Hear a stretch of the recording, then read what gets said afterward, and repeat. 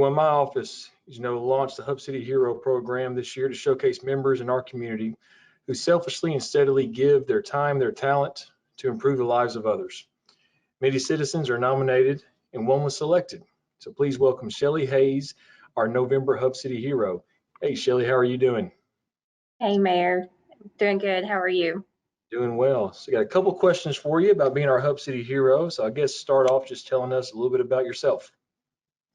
Yeah, just a native of Jackson, lived here all my life, went to school, graduated from Southside High School, go Hawks, went to college here, have a degree from Jackson State, have 2 degrees from Union University, employed here in the city by West Tennessee Healthcare.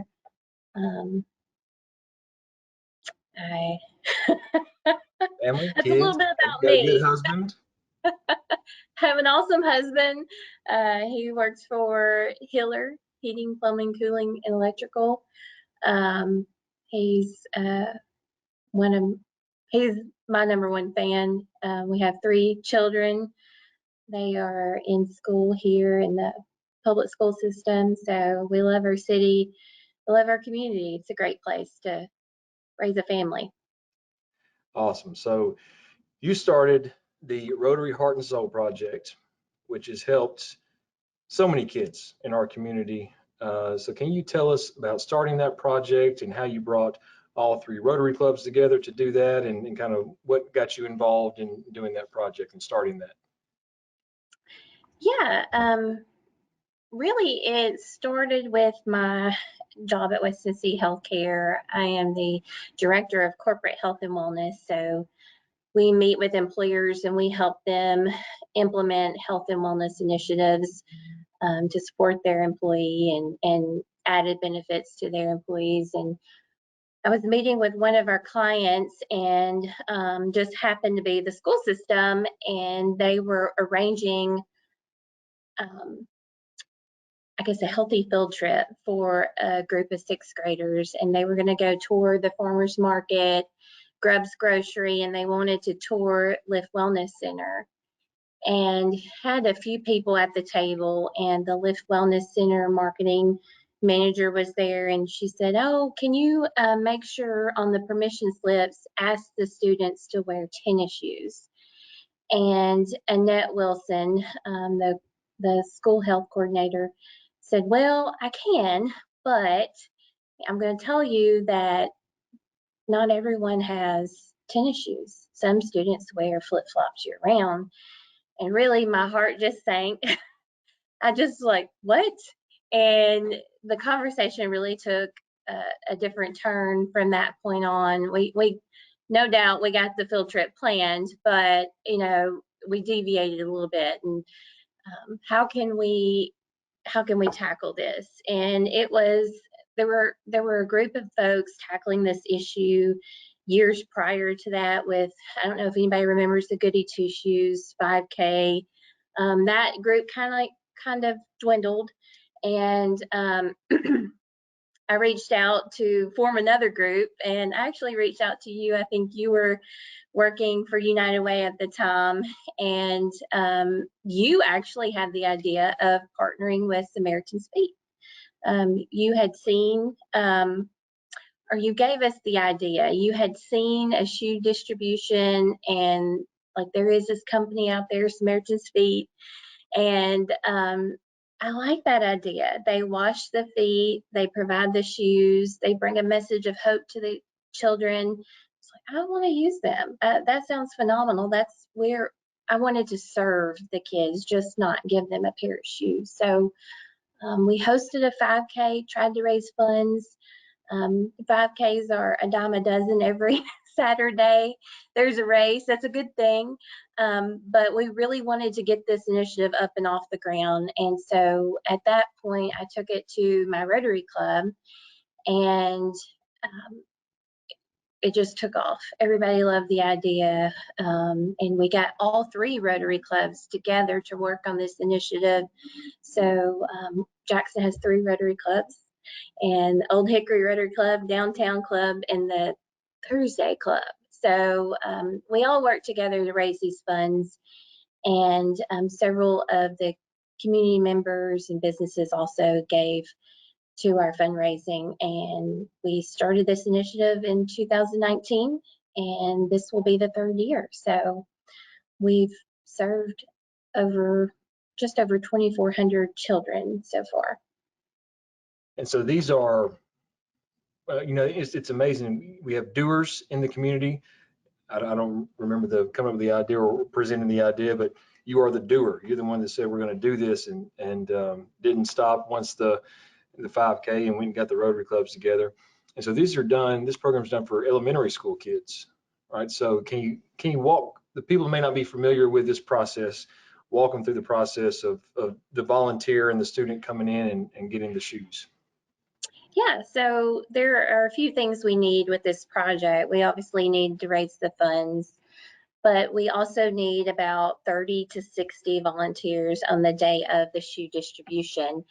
And that's the volunteers work in a number of capacity. You could be washing the feet, you could be what they call a runner, and that's you're serving the people washing the feet. What size shoe do you need? Getting them socks.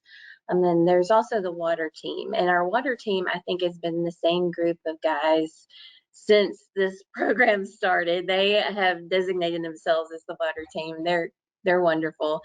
And several people that serve want to come back every year. And every year I hear, oh my goodness, I want to serve at that. Let me know when that volunteer opportunity is coming up.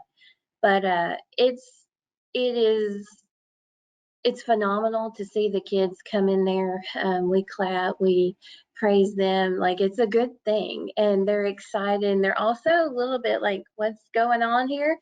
But we tell them they're getting a pedicure. They're at the spa. They put their little feet in there, and we splash it with water, and we're asking them, hey, what do you want to be when you grow up? What do you like about school? It's bringing that message of hope. It's that little interaction with them, and hopefully you can instill in them some positive words that they will put with the action of serving them, and that this was a wonderful event, and that they really can go be a police officer or a firefighter or whatever they're telling you at that time. And it's phenomenal. What has really touched me is just the need for socks and shoes in our school system, and also the encouraging word. I've got so many stories. One little boy, the first year we did it, he told me he wanted to be a police officer, and I told him, yes, I can see you being a wonderful police officer. And he sat back like, why do you say that? And I said, because you're awesome. And he said, he did that. He sat back again. He's like, I'm awesome. I said, yes, you are awesome. He clung to that word. And I mean, he walked out of that gymnasium stopping and telling everybody, hey, did you know I'm awesome?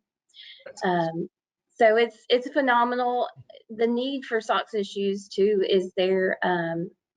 I was very touched by this child that sat across from me this year, and I tried to get his shoes off that he had on, and they were a nice pair of shoes, very expensive pair of shoes. I couldn't get the shoes off. I tried and tried and tried, and we unlaced them, and I was still tugging. I was like, I don't want to pull too hard, but we got to get this shoe off. And we went up 4 shoe sizes for that Wow. child. And so, he kept saying, oh, they're too big. And I checked, I'm like, nope, they're still too little. Yeah. And so it's just mind blowing that there are kids that with this need, as simple as socks and shoes, and you think of them sitting in the classroom, trying to learn, trying to behave well. How does that minor thing set them back? So if we can make a difference by putting socks and shoes and offering an encouraging word, I certainly want to fight for that and make it happen. You touched on, I think, is one of the most important points of the program is these kids come in, everyone claps for them, and then you have these business leaders, these Rotarians, different people in the community that they may deem as successful that are sitting on the floor and they wash their feet. They wash these children's feet for them and give them encouraging words and put socks and shoes on them. And I think that's just the ultimate level of service that we can provide to each other, is just showing that humility and humbleness of washing someone's feet. And that's kind of the whole cornerstone of it all, right? Yeah, absolutely. I think you're a Rotarian as well as I am, and our motto is service above self. And so that's what drove me to take this to a Rotary Club. I'm like, hey, what is more service above self than washing somebody else's feet?